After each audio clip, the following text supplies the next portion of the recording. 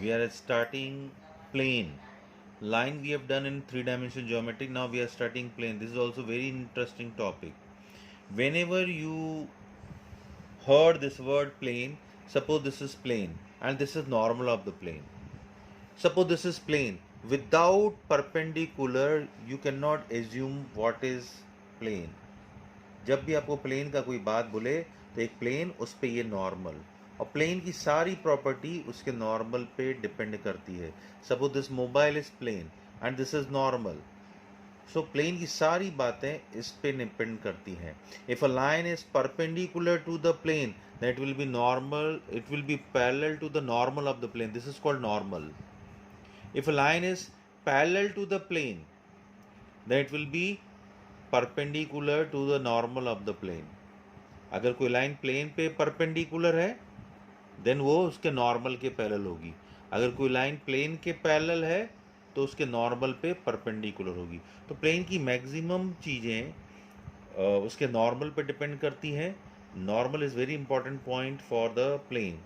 इसमें कुछ बेसिक फॉर्मूले हैं. फॉर्मूले याद कीजिए. This topic is very easy. So what are the basic फॉर्मूले? Equation of plane in normal form.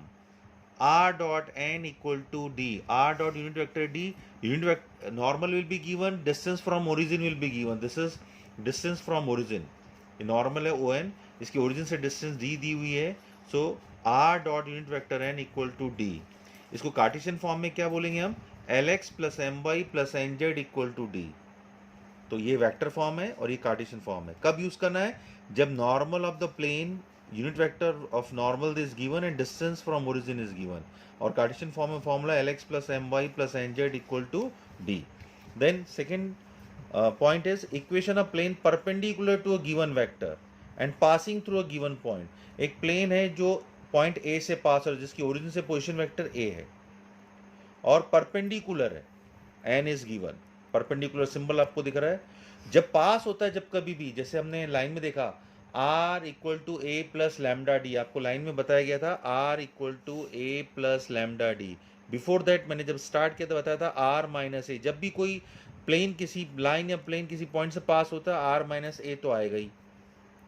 So R minus A and this is R minus A and it is perpendicular to the normal of the plane, then R minus A dot n equal to 0, or you can say R dot n equal to A dot n. ये तो हुआ vector form. What is cartesian form? It is very simple. Plane जब भी एक point से पास होता है और कोई इंफॉर्मेशन नहीं और कार्टेशियन फॉर्म में लेना चाहें, so a x minus x one plus b y minus Y one plus c z minus Z one equal to 0. Plane को कार्टेशियन फॉर्म में पढ़ना आसान है, लाइन को वेक्टर फॉर्म में पढ़ना आसान है. इसलिए my advice to you, you remember, learn both the things, vector and Cartesian form, but give preference to Cartesian form. This is the equation of plane passing through a point. Okay, next is equation of plane passing through three non-collinear points. एक point से पास हो रहा है, जैसे इसमें बताया R minus ए तो आएगा, और बाकी दो पॉइंट्स और दिए हैं, तो we can take that A B cross A C. A B का मतलब वेक्टर में बी माइनस ए होता है, क्रॉस ए सी का मतलब c minus a. So R minus a dot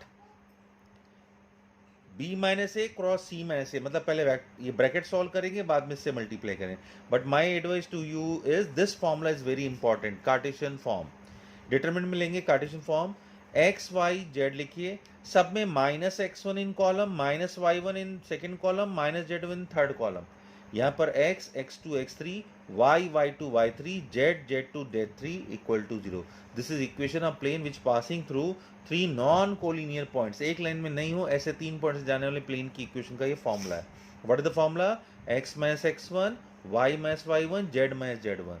then x2 minus x1, y2 minus y1, z2 minus z1, x3 minus x1, y3 minus y1, z3 minus z1 equal to 0. सब में x1 minus पहले column में, second column में y1 और third column में z1 minus करना.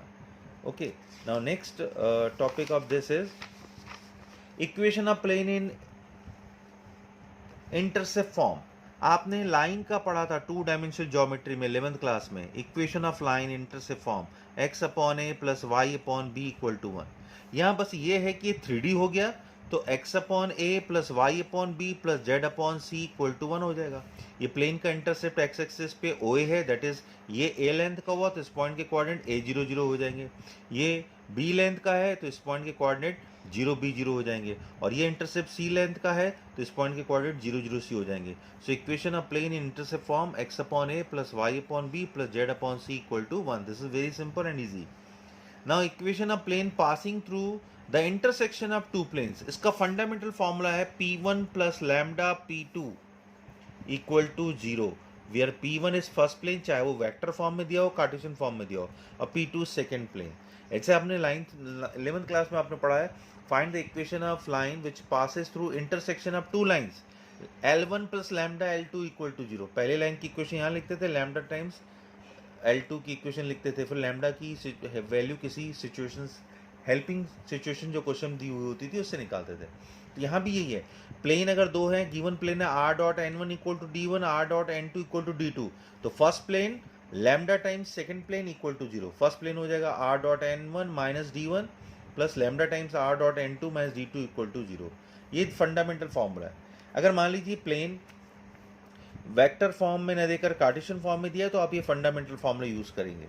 Suppose ax1 plus by1 plus cz1 plus d1 equal to 0 first plane, and second plane is ax2 plus by2 plus cz2 plus d2 equal to 0 है। तो आपका ये हो जाएगा, suppose this is p1 this is p2, तो हम लेंगे p1 plus lambda p2 equal to 0, और लैम्डा की वैल्यू हेल्पिंग सिचुएशन जरूर दी हुई होगी, उससे हम निकालेंगे। फॉर्मूले बहुत इंपॉर्टेंट है। कोप्लेनिटी ऑफ टू लाइंस, एक प्लेन पे दो लाइनें कोप्लेनर सेम प्लेन पे हैं, तो इसकी कंडीशन आपने पढ़ा है, ये जो शॉर्टेड डिस्टेंस का फॉर्मूला अपने लाइन में पढ़ा है, a2 minus a1 dot b1 cross b2 upon mod b1 cross b2 whole mod, उसका न्यूमेटर पर लेना आपको, numerator part is equal to 0। Okay, numerator part is equal to 0। अगर एक ही प्लेन में है तो वो प्लेन के बाहर नहीं होंगी, एक ही प्लेन में रहेंगी, तो that is a2 minus a1 dot b1 cross b2 equal to 0। और इसका अगर कार्टेशियन फॉर्म लेना है तो भी जो मैंने आपको शॉर्टेड डिस्टेंस का बताया था, that is numerator equal to 0। Okay, now angle between two plane, जब भी दो प्लेन के बीच का एंगल निकालना है, this is first plane and this is second plane, मान लीजिए ये सेकंड प्लेन है, तो उनके नॉर्मल के बीच का एंगल निकालना है। This is first plane normal, this is second plane, इनके नॉर्मल के बीच का एंगल निकालना है। दो प्लेन के बीच का एंगल निकालेंगे तो एक लाइन मिलेगा, उनके नॉर्मल के बीच का एंगल निकालेंगे, ये एंगल निकालेंगे। So how to do is, first plane is r dot n1 equal to d1, second plane is r dot n2 equal to d2, then cos theta equal to n1 dot n2 upon n1 mod n2, जो आपने पढ़ा ये formula cos theta equals to, ये आपने vector में भी पढ़ा, पीछे लाइन में भी पढ़ा था आपने, वहाँ लिए थे लाइन में हमने b1 dot b2 upon mod b1 mod b2, क्योंकि हम दो लाइनों के बीच का एंगल निकाल रहे हैं, नॉर्मल्स के बीच का एंगल निकाल, क्योंकि प्लेन की प्रॉपर्टी नॉर्मल पे डिपेंड करती है।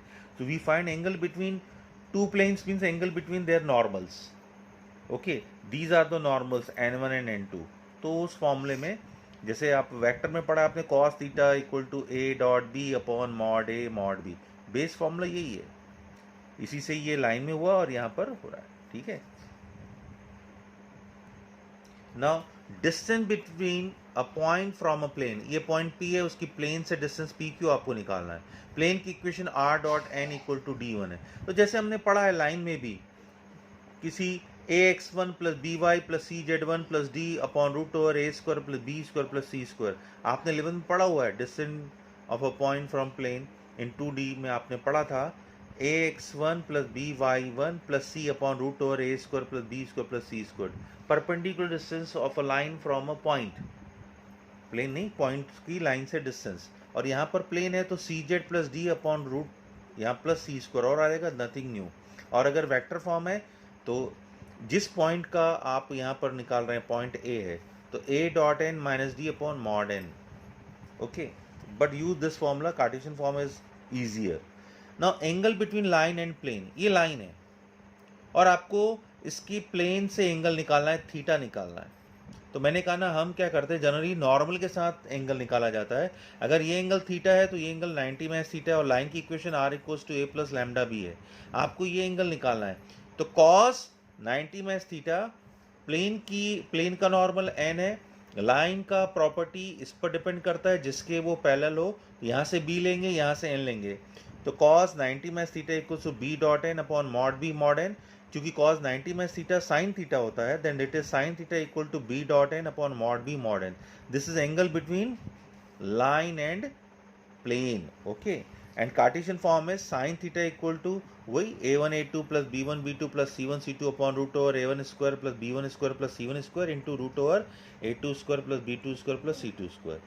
If a line is perpendicular to the plane, अगर कोई लाइन या नॉर्मल है, कोई लाइन प्लेन के परपेंडिकुलर है, तो वो उसके नॉर्मल के पैरेलल हो जाएगी. तो पैरेलल की situation a1 upon a2 equal to b1 upon b2 equal to c1 upon c2. अगर कोई लाइन प्लेन के पैरेलल है तो वो उसके नॉर्मल के परपेंडिकुलर हो जाएगी, 90 डिग्री का एंगल बना रही है, तो वो परपेंडिकुलर सिचुएशन लगा दीजिए a1 a2 plus b1 b2 plus c1 c2 equal to 0. Plane में आपको सिर्फ फॉर्मूले बहुत अच्छे से याद होने चाहिए.